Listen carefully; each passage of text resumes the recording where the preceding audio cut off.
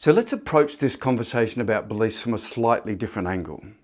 On the screen here, you'll see a checkerboard with a green cylinder and two squares marked A and B.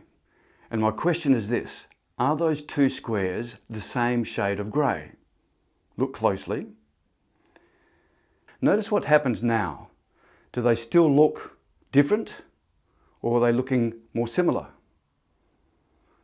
Take it away. Once again, clearly they look quite different, and now they look the same again. Now, this is not an optical illusion. This is called a cognitive bias.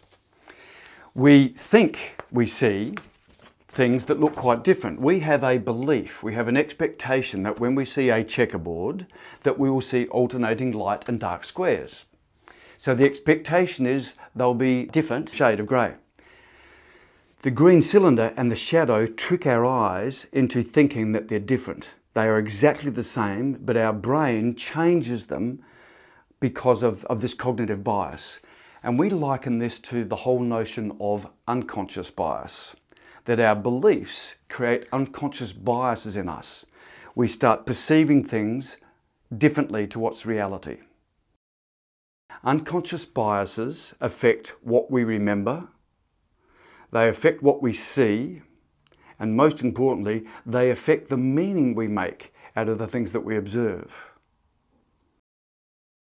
And so we have to begin a voyage now of self-discovery to turn our curiosity onto ourselves and see if we can uncover some of our unconscious biases, which by their very nature is a bit of a challenge because they're unconscious to us.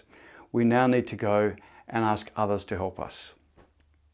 There are lots and lots of biases, more than I could possibly mention here, as you can see on screen.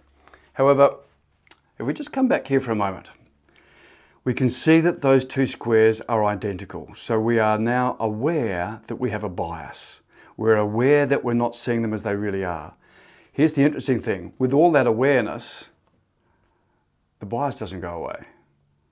They still look different. We know they're the same, but they still look different. And so becoming aware of an unconscious bias is a great first start, but it doesn't mean it's not affecting your thinking anymore. It doesn't mean it's not impacting on your decision making anymore, because these biases run deep. And as I said, they're unconscious to us.